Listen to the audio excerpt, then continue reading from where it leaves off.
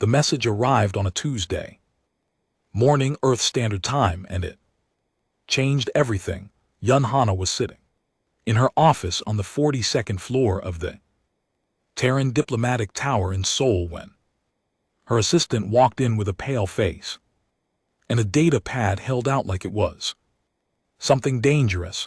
Hana took it, read the first 3 lines, and set her coffee down very slowly. Earth had been summoned to stand trial before the Galactic Concord. The charges were serious: 27 violations of the unified laws of sanctioned combat, commonly known as the ULSC. These were the ancient rules that every space-faring civilization in the known galaxy had followed for over 10,000 years. Every species that had ever gone to war in the stars had done so under these laws. They were considered sacred, unbreakable, and older than most civilizations that still existed. Earth had apparently broken all of them. Hana read the full document twice, then she called Han Du. Du was not a man who panicked easily. He had spent 30 years in the Terran Defense Corps, rising from a young recruit on a colony station to the position of chief military strategist for all of Earth's armed forces. He had gray hair, calm eyes, and a voice that never rose above a conversational tone, even when he was ordering a fleet into battle. When Hana told him what had happened, he was quiet for a long moment and then said, "Read me the list." She did. The charges came from the Koreth Dominion, a large and aggressive reptilian empire that had tried to take 3 human colony worlds. 6 months ago, the war had lasted 11 days. Earth had won. The Koreth had not taken it well. Their admiral, a warlord named Ranoska, had gone to the Galactic Concord and filed a formal complaint. He claimed that Earth had cheated. He claimed that every tactic the humans used was illegal under galactic law, and he wanted the Concord to declare Earth's victory invalid, demand the return of the colony worlds, and punish humanity with sanctions that could cut them off from all galactic trade and technology. Hana finished reading and waited. "Do you," said, "set up a meeting with the council tonight?" The meeting happened in a secure room beneath the diplomatic tower.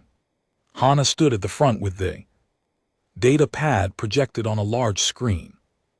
Around the table sat the 7 members of the Terran Council, the people who made decisions for all of humanity's interests beyond Earth's atmosphere. Among them was Quant Tun, a former soldier who had become a scholar of war. He was old now, with deep lines on his face and hands that shook slightly when he held his tea, but his mind was still the sharpest in the room. Hana explained the situation clearly. The Concord was not asking Earth to attend. Refusal would be taken as an admission of guilt, and the sanctions would be applied automatically. If Earth wanted to defend itself, it had to send a delegation to the neutral station called Athas Prime, located in orbit around a dead star at the edge of known space. Ta listened carefully and then spoke. "The galaxy does not care that we won," he said. "They care that we did not follow their rules while doing it. In their eyes, an illegal victory is worse than an honorable defeat. We need to understand that before we walk into that room." One of the younger council members asked the obvious question, "But we never signed their laws. How can they charge us with breaking rules we never agreed to?" Ta smiled a thin smile. "That is exactly the argument we will need to make, but it will not be enough on its own. They will say the ULSC applies to all space faring species by default. They will Say ignorance is not a defense, we need something more. Doyu, who had been silent through most of the meeting, finally spoke. We have something more, he said, but we will need time to prepare it. He did not explain further, and no one pressed him. They had all learned long ago that Du revealed his plans when they were ready, and not a moment before. Compared to the elder species, humans were still newcomers to the stars. Most civilizations had been traveling between worlds for thousands of years. Humanity had barely been doing it for 2 centuries. On the 3rd night of travel, Hana found Tan sitting alone in the observation lounge, staring at the streaking lights of compressed space outside the window. She sat down beside him. Do you think we can win this? She asked. Tan considered the question for a while. Win is the wrong word, he said. They are not interested in fairness, they are interested in order. The ULSC exists because it makes war predictable. It makes outcomes controllable. A species that fights outside those rules is not just a law breaker, it is a threat to the entire system. So what do? We show them that their system was never as just as they believed it to be, and we offer them something better, or we fail. And Earth becomes very lonely in a very large galaxy. Hana let that thought sit in the silence between them. On the 4th day, the steady flame dropped out of faster-than-light travel, and a fuse prime appeared on the view screen. It was enormous, a station built from the bones of old ships and ancient metals, spinning slowly around a star that had burned out 1,000,000 years ago. Hundreds of ships from dozens of species were already docked along its arms. Hana stood on the bridge and looked at it. Somewhere inside that station, the most powerful civilizations in the galaxy were waiting to judge humanity. They had already made up their minds. She could feel it behind her. Du stepped forward and stood at her shoulder. He looked at the station with calm, steady eyes. Let them read the charges, he said quietly, then we will read them ours.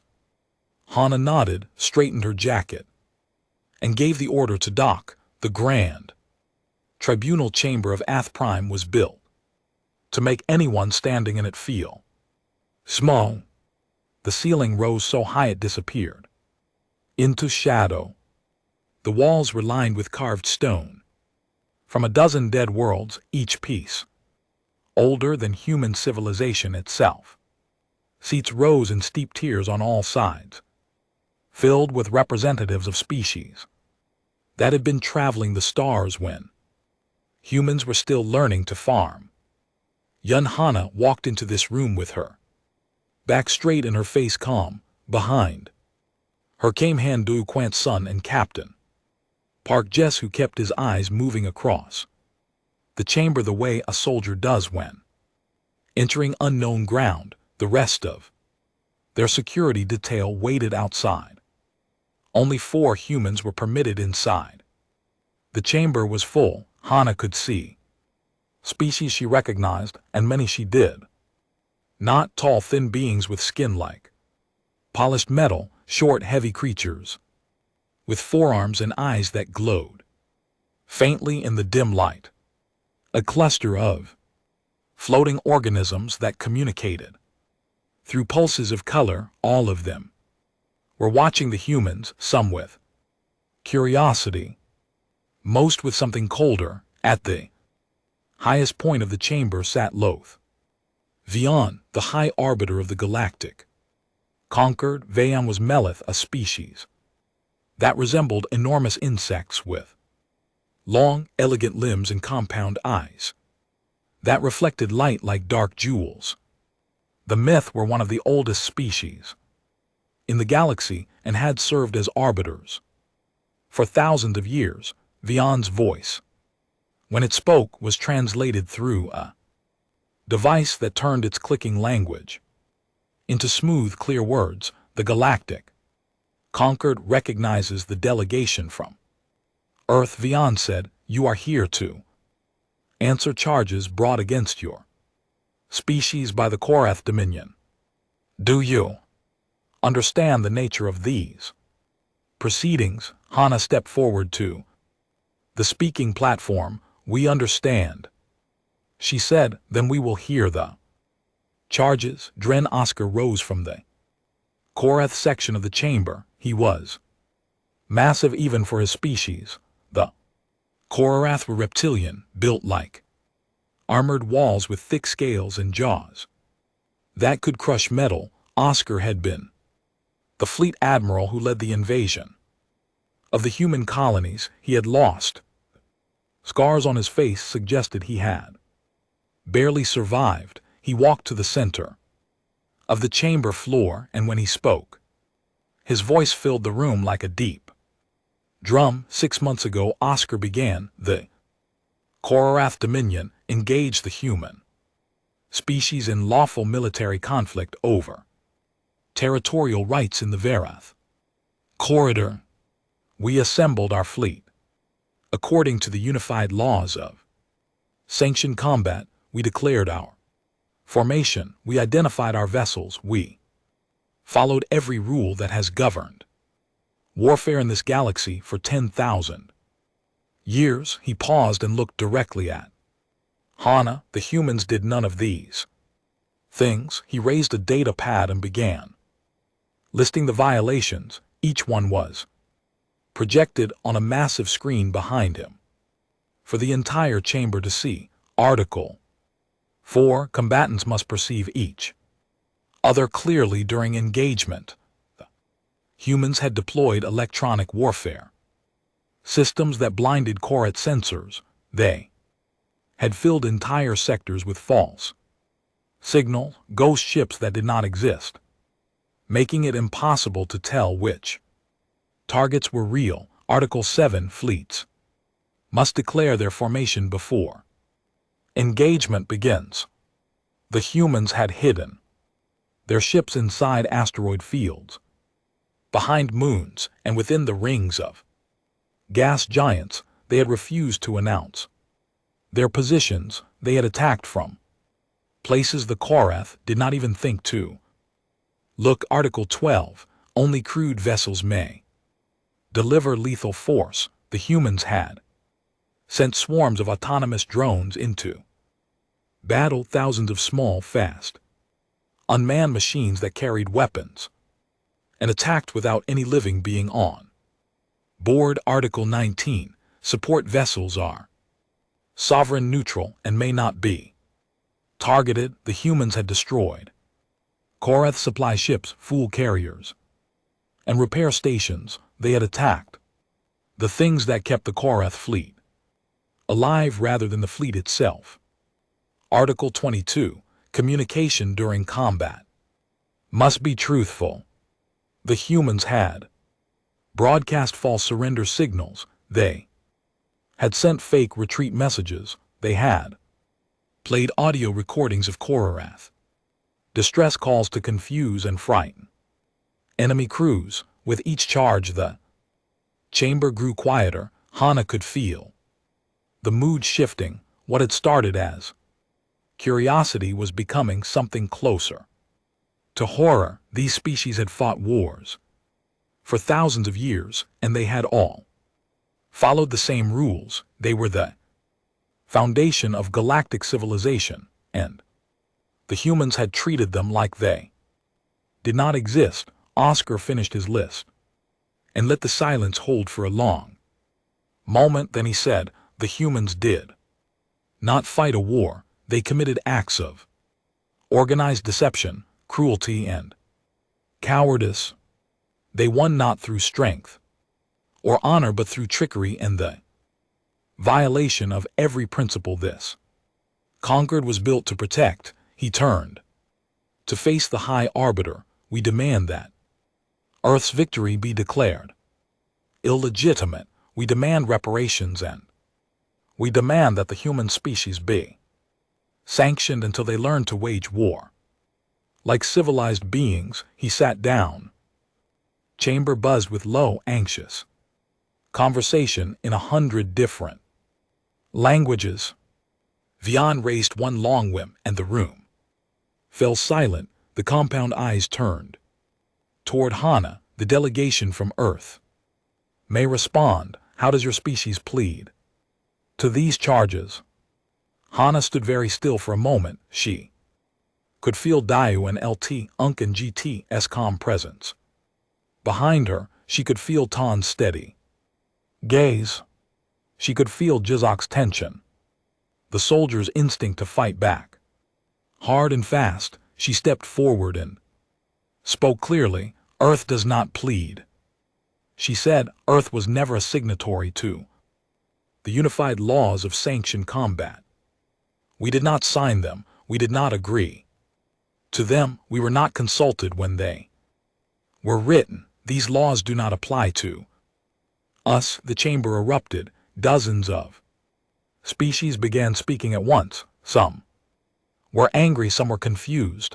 A few, Hana noticed, were very quiet and very thoughtful. Vian restored order with a sharp clicking sound that cut through the noise. The tribunal will consider Earth's position. Vian said this session is adjourned until the human delegation can prepare a formal legal response. You have 2 days. As the chamber emptied, a figure approached Hana near the exit. She was Pelari, a species that looked almost human except for their silver-white skin and slightly too large eyes. Her name was Sailor Finn, and she introduced herself as a neutral trade observer, ambassador. Yun, Finn said quietly, leaning close. I want you to know something. The last species that defied the Conquered's combat laws was the Dreth. That was 3,000 years ago. Hana waited. They no longer exist. Finn said the Conquered sanctioned them, cut off their train, blocked their access to fuel and technology. Within 200 years, their civilization collapsed. They are remembered only as a warning. Hana met her gaze steadily. I appreciate the warning, she said, but we are not the Dreth. Finn studied her face for a moment. I hope not, she said, and walked away. Hana watched her go, then turned back to her team. Du was already moving toward the door, his mind clearly working on whatever plan he had been building since Seoul. Tun walked beside her, his old hands clasped behind his back. 2 days, Hana said. Too soon.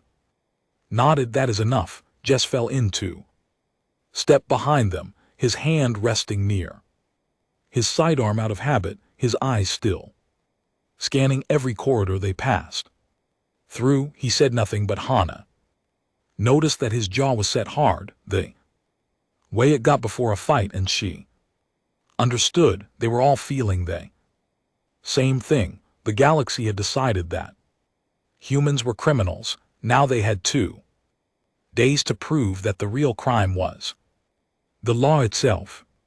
The night before Earth's formal response, Quantun did not sleep. He sat in the small quarters assigned to the human delegation on Athais Prime and wrote. He had been preparing for this moment longer than anyone knew.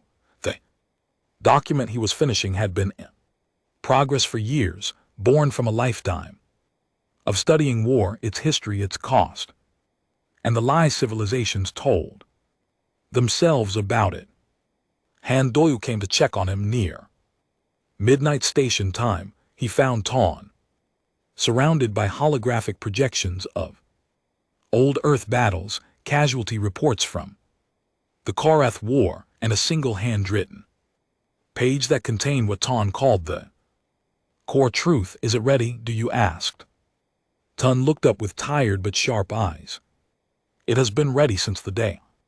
Watch my first platoon die on a colony world because command wanted an honorable frontal assault instead of the flanking maneuver that would have saved them. I just needed the right audience.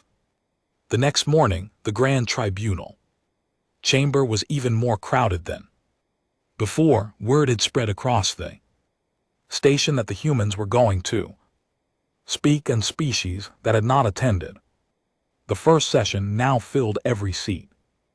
Hana noticed that the mood was different, less hostile, more curious. The galaxy wanted to know what humans would say when cornered. Hana walked to the speaking platform and did not smile. She carried a single data pad and nothing else. Behind her, Dayu and Tan sat in the delegation seats. Captain Park Jae stood by the door watching. High Arbiter, Hana began. Members of the Conquered, 2 days ago you heard the Korath Dominion accuse Earth of violating the unified laws of sanctioned combat. You heard them call us criminals, cowards, and univilized. Today, I am not here to deny what we did. Everything Admiral Oscar described is true. We used electronic warfare. We hid in asteroid fields. We attacked supply lines. We broadcast false signals. We did all of it. A ripple of shock moved through the chamber. Several delegations exchanged confused glances. This was not a defense. This sounded like a confession. Hana continued. We did all of it because it was the right thing to do. She lifted the data pad and projected a document onto the chamber's central screen.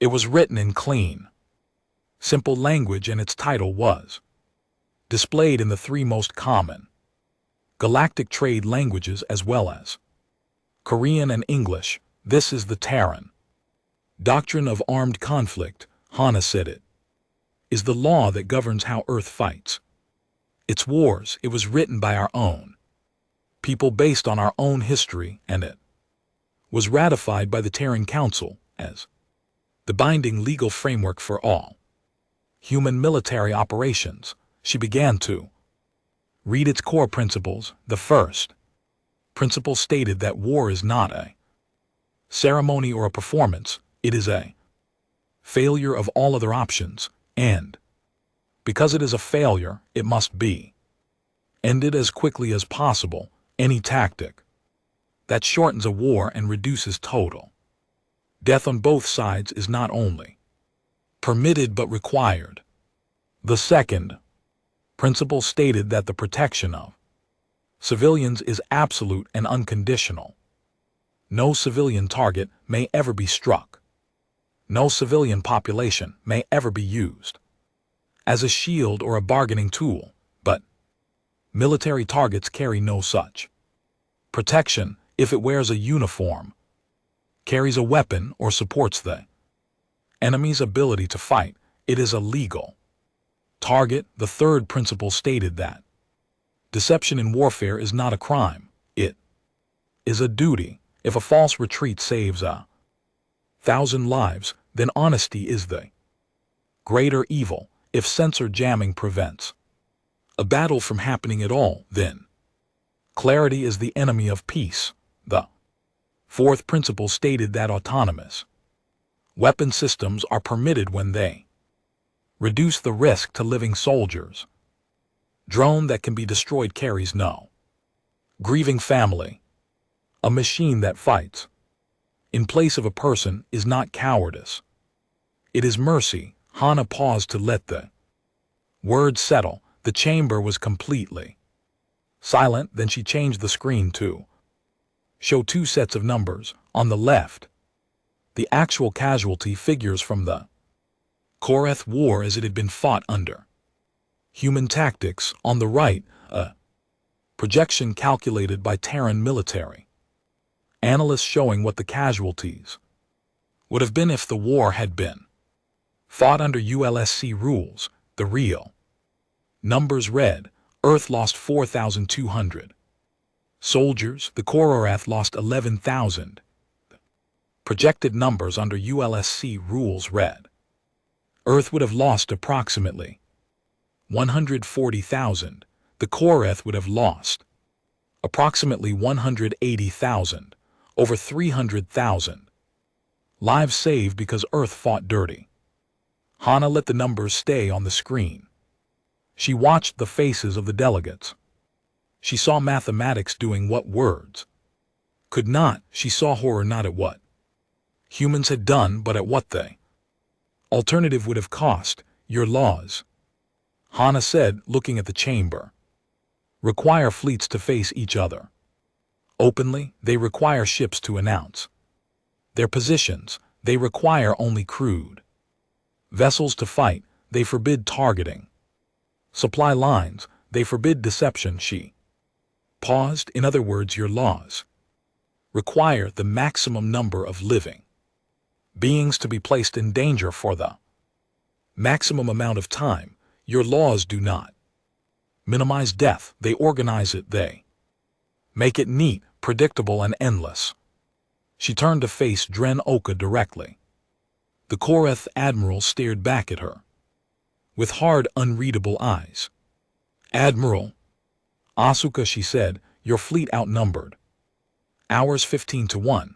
Under your laws you would have won. Under your laws you would have ground our colonies into dust through sheer numbers, and the conquered would have called it a lawful victory.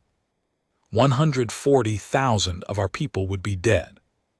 180,000 of yours would be dead, and the galaxy would have shrugged and called it honorable.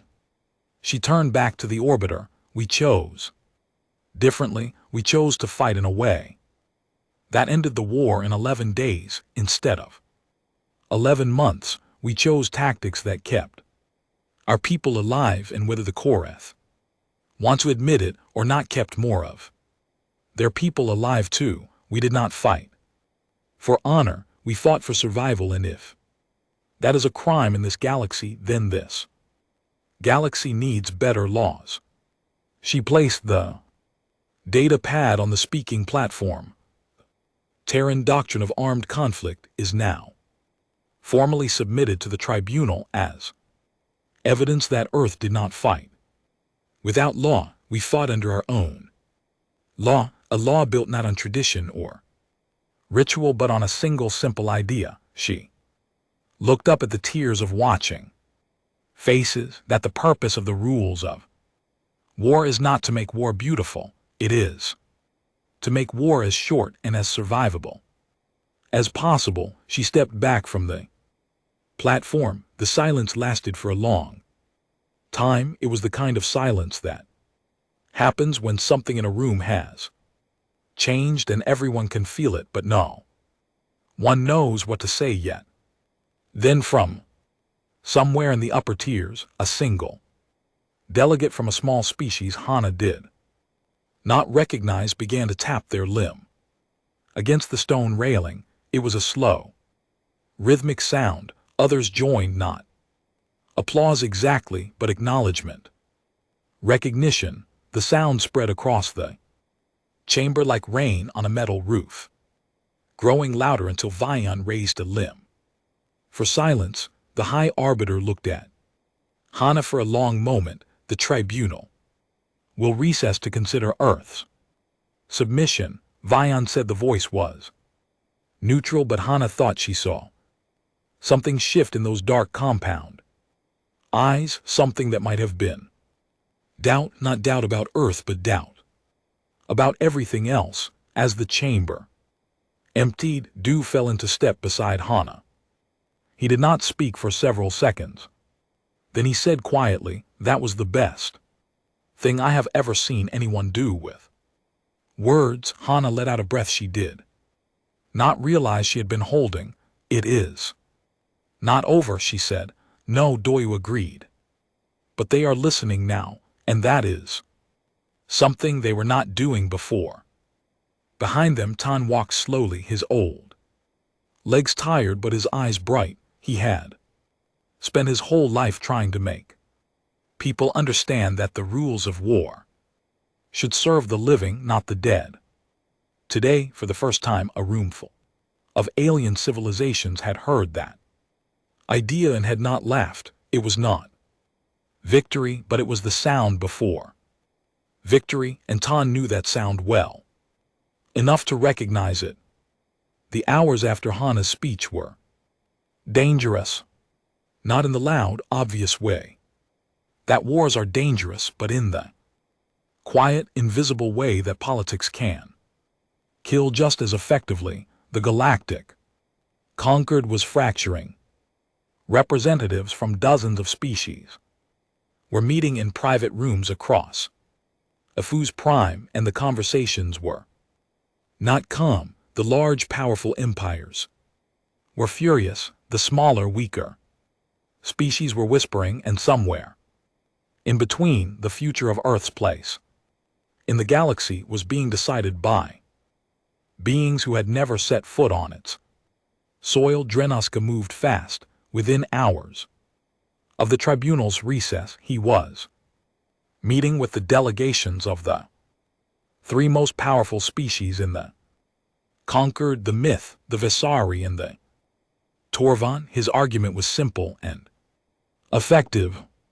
If the Concord accepted Earth's doctrine, if it allowed a species to fight outside the ULSC and face no consequences, then the entire system would collapse. Every species with a grudge and a fleet would abandon the rules. War would become chaos.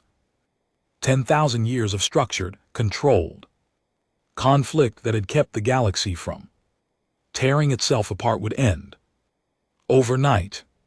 The humans do not bring a better law, Asuka told anyone who would listen. They bring no law at all. They dress up savagery in moral language and call it progress. If you reward them for this, you invite every barbaric species in the galaxy to do the same. He was not entirely wrong, and that was what made him dangerous. Meanwhile, Hana was dealing with a different kind of attention.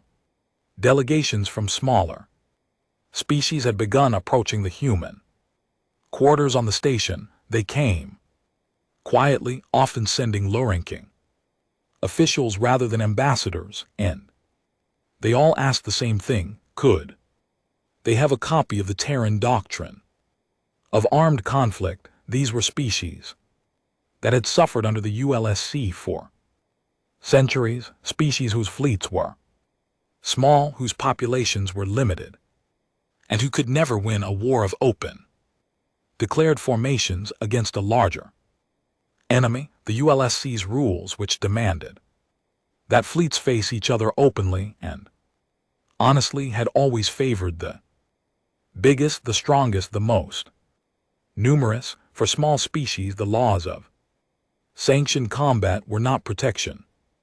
They were a death sentence written in polite language. Hana gave them the copies.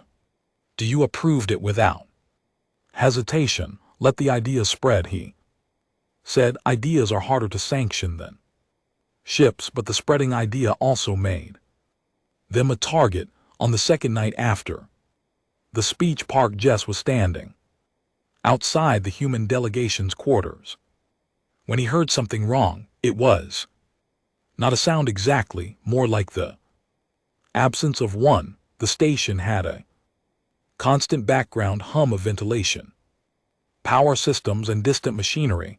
In the corridor leading to the human quarters, a section of that hum had gone dead. Someone had disabled the local sensor grid. Jess moved without thinking.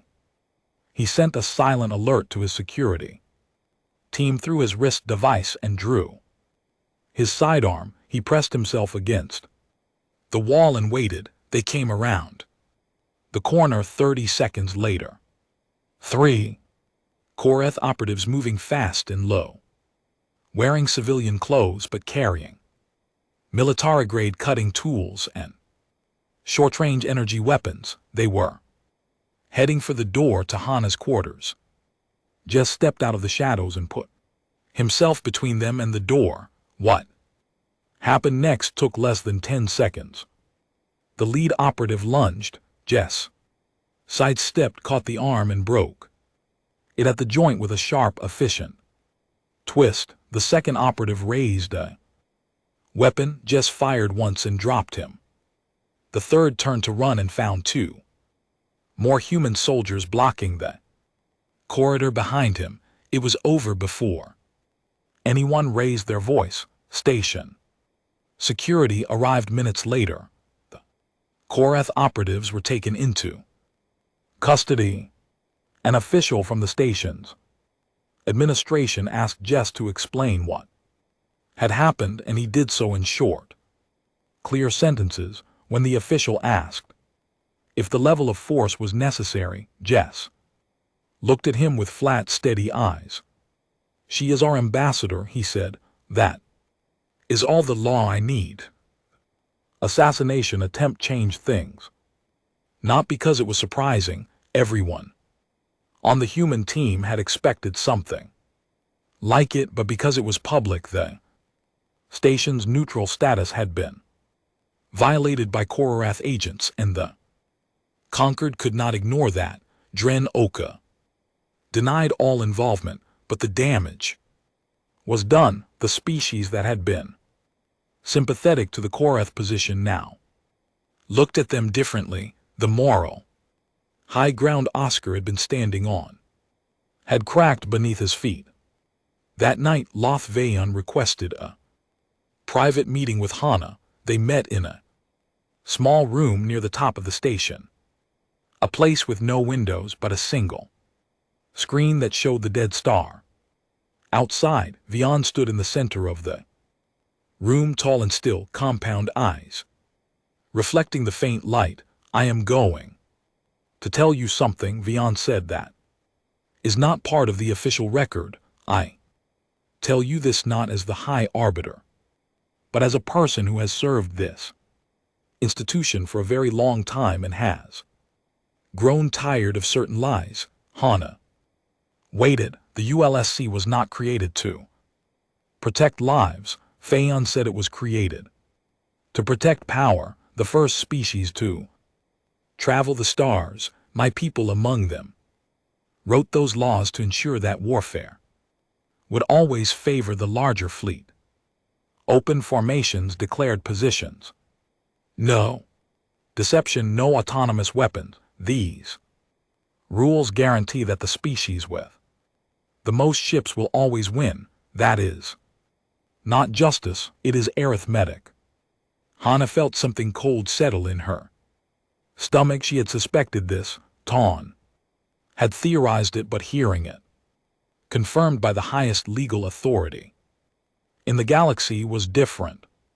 For 10,000 years, Vayon continued, the ULSC has kept the powerful in power and the weak in their place. Small species fight, lose, and accept it because they believe the rules are fair. They are not fair. They were never fair. Then why?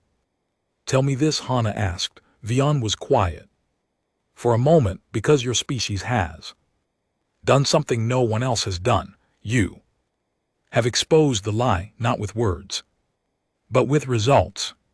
You won a war you should have lost, and you did it by refusing to play a game that was designed for you to lose. The galaxy is watching. Many of them are starting to ask questions they have never asked before, but I must warn you, the powerful species will not let this stand. If the Conquered acquits Earth, it will be the beginning of the end for the system that has kept them dominant. They will fight this with everything they have. Hana nodded slowly. And what will you do? I will do what an arbiter should do. Vayon said, I will follow the truth wherever it leads, even if it leads somewhere uncomfortable. After Vayon left, Hana sat alone in the room for a long time. Then she went to find Tawn. She found him on an observation deck sitting with Du. The two old men were drinking tea from a thermos that Tawn had brought from Earth, and they were talking quietly. She told them what Vayon had said. Tawn nodded as if none of it was new to him. Power writes the rules, he said it has always been this way. On Earth we had our own version, armies, that followed codes of honor that just happened to favor the army with the most knights, the most cannons, the most ships. He set down his tea. Millions of our people died because someone decided that walking in a straight line toward the enemy was more honorable than finding a better way. Du looked at him. And then we learned. Yes, Tan said, we learned. It took us centuries and oceans of blood, but we learned that honor means nothing to the dead, that the only moral war is a short one, that the best tactic is the one that brings the most people home alive. He looked at Hana. That is what we are offering the galaxy. Not our weapons, not our ships, our scars, the wisdom we bought with our own suffering. Hana sat down between them. Outside the window, ships from 100 different worlds moved slowly past the station. Each one carried beings who had fought wars under rules they had never questioned until now. Tomorrow is the final session, she said. Do you finished his tea and set the cup down? Then we had better be ready. Somewhere on the station, smaller species were reading the Terran doctrine and seeing their own futures in it. Somewhere else, powerful empires were planning how to stop what was coming. And in a quiet observation deck, 3 humans from a small planet sat together and prepared to change the way the galaxy thought about war. The grand tribunal chamber felt different on the final day. The air was heavier, charged with the kind of tension that comes when everyone in a room knows that whatever happens next will matter for a very long time. Every seat was filled. Species that had not attended any of the previous sessions were now crowded into the upper tiers, standing in the aisles, watching from doorways. The dead star outside the station's windows cast no light, but inside the chamber, every eye was bright. Lothvion took the orbiter's seat and called the session to order. The clicking voice was steady, but Hana noticed that Vion's long limbs were held very still, the way they got when the orbiter was concentrating hard on something important. This tribunal will now hear closing arguments, Vion said. The Korath Dominion will speak first. Dren Oska rose. The rage that had fueled his earlier speeches had been replaced by something more controlled, and Hana thought more honest. He walked to the center of the chamber floor and spoke without a data pad. He did not need one. He knew what he wanted to say. I'm a soldier, Oscar began. I have fought 17 wars under the laws of the conquered. I have lost friends, ships, and parts of my own body in those wars. I have done all of this because I believed in the system. I believed that the rules existed for a reason, that they prevented the kind of total, unrestricted destruction that would consume us all if every species simply fought however it wanted. He paused and looked around the chamber. The humans say their way is better. They say their way saves lives. Maybe that is true for one war, but what happens when every species adopts their methods? What happens when there are no rules at all? When every fleet hides, deceives, strikes from the shadows, and sends machines to do its killing? I will tell you what happens. Trust dies. Communication dies. The ability to negotiate, to signal, to surrender, all of it dies. And when those things die, wars do not get shorter, they get infinite. It was a good argument. Hana could see it landing with the older, more established delegations. They nodded. They understood this fear because they had lived inside the system, was defending for thousands of years the System was imperfect, yes, but it was known, it was stable, and stability for species that had survived this long was more valuable than almost anything.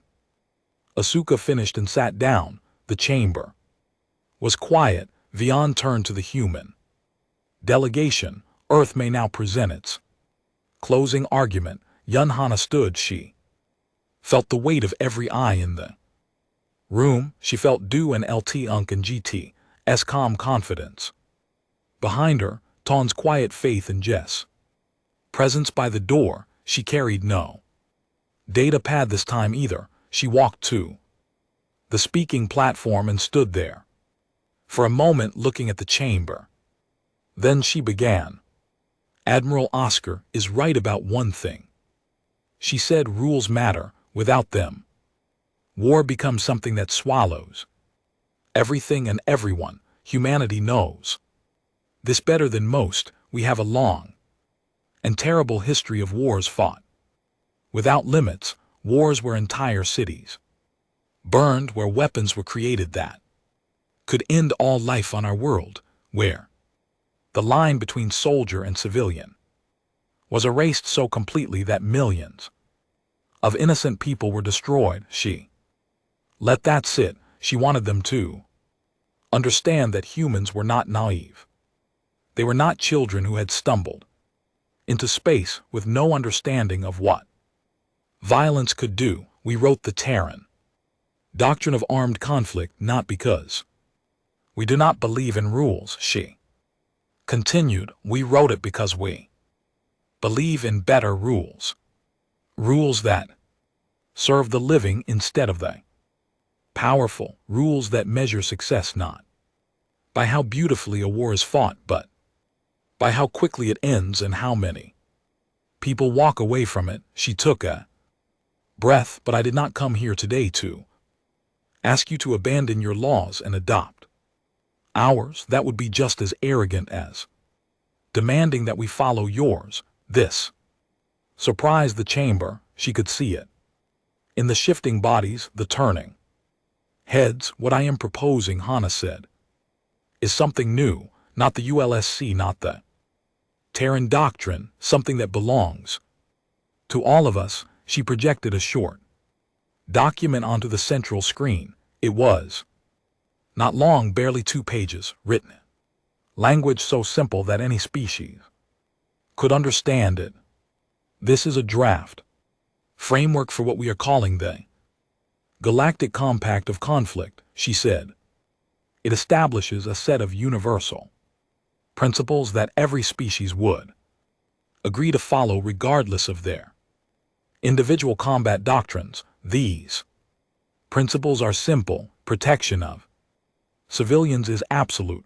Genocide is forbidden under all circumstances.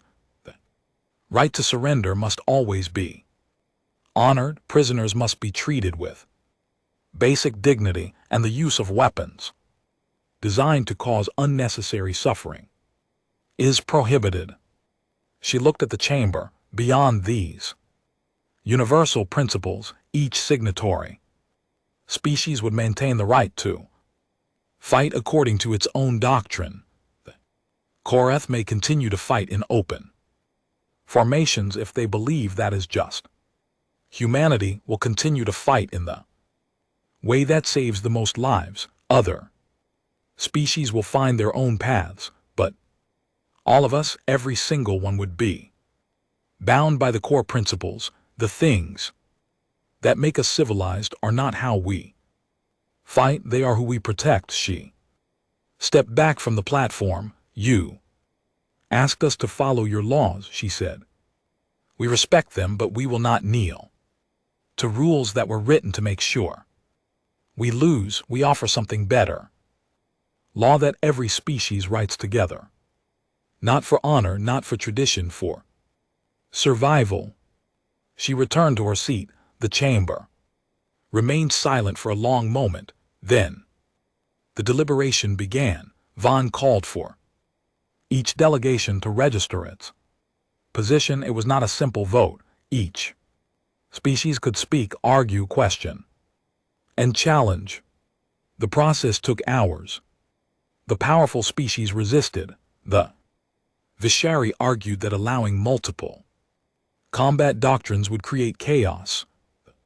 Torvund warned that the compact's universal principles were too vague to enforce. The Korath, through Oscar, maintained that Earth should be punished, regardless of any future reforms, but the smaller species spoke too, one by one. Delegations that have been silent for centuries stood and said things that had been unsaid for too long. Representative from a species called the Lunari, small beings with soft voices, who had lost 3 wars in 200 years. Under ULSC rules said simply, we have followed the laws, we have always followed the laws, and we have always lost. If following the law means dying, then the law is broken. Others echoed this. Species that had been too afraid to challenge the system now found their voices because a strange, young, reckless species from a small blue planet had stood up first. When the final count came, it was narrow, closer than Hana had hoped, but enough. The galactic conquered voted to acquit Earth of all charges, and it voted to open formal negotiations on the Galactic Compact of conflict with Earth and 12 other species, forming the initial drafting committee. Danoska stood and walked out of the chamber without a word. His heavy footsteps echoed in the sudden quiet. But Hana noticed something that she thought might matter more than anything else that had happened that day. 3 junior Korath officers who had come with Oscar did not follow him out. They stayed in their seats, watching, thinking. One of them was taking notes. The chamber slowly emptied. Species that had never spoken to each other before were now talking in small groups in the corridors. The conversations were awkward and uncertain, but they were happening, and that was the point. Hana found Sailor Finn waiting near the exit. The Polari observer had the ghost of a smile on her silver face. You are not the Dreth, Finn said. No, Hana agreed, we are not. Later that evening, the human delegation gathered on the observation deck of the Steady Flame before departure. Shin Nari, the combat engineer who had designed the drone systems that had helped win the war, had joined them on the station for the final session. She sat next to Jess, both of them looking out at the stars. Do you think it will actually work? Nari asked. The compact, do you think the galaxy will really change?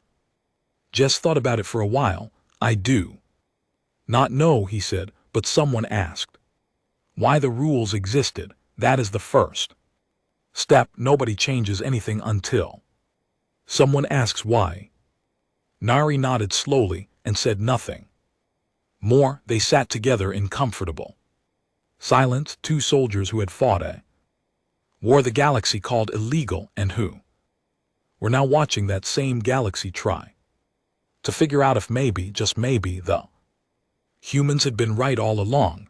At the front of the ship, Handoyu stood at the viewport as the docking clamps released, and the Steady Flame began to pull away. From Athos Prime, the massive station grew smaller behind them. Its ancient metal catching no light from the dead star it circled. Tan came to stand beside him. A good day, the old man said. A beginning, Du corrected. Beginnings are the hardest part. The rest is just persistence. Doyu almost smiled. Almost. He watched the stars ahead of them, the long road back to a small blue planet that had just changed the rules of a galaxy it had barely joined. They wanted us to fight like them, Du said, to no one in particular. We chose to fight like us, and now they are wondering if maybe they should too. The Steady Flame turned toward home, and the stars stretched into lines of light, and behind them, the galaxy was already different than it had been before. Not because humans were stronger, not because they were smarter, but because they had been broken once long ago by their own wars, their own cruelty, their own blindness, and they had put themselves back together with a simple, stubborn belief that the only good rule is the one that keeps people alive, and sometimes that is enough to change everything.